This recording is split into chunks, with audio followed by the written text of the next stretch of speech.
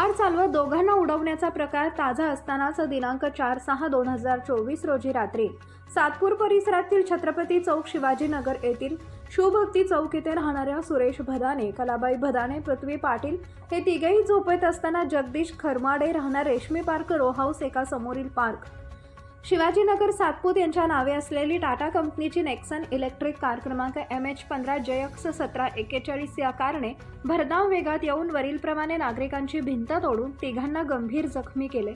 ते तिघही सध्या हॉस्पिटलमध्ये उपचार घेत आहेत। या प्रकरणी गंगापूर पोलीस ठाण्यात तक्रार दाखल करण्यात आली आहे। सदरील पीडितांची दिनकर पाटील व अमोल पाटील यांनी भेट घेऊन आक्रमक होत आरोपीला अटक करून जास्तीत जास्त कठोर शिक्षा करण्याची मागणी केली आहे। याबाबत काय बोलले पीडित कुटुंबीय दिनकर पाटील पाहूयात सविस्तर। महाराष्ट्र क्रांती न्यूजसाठी प्रतिनिधी कुणाल जाधव, सातपूर, नाशिक। या संदर्भात काय सांगणार?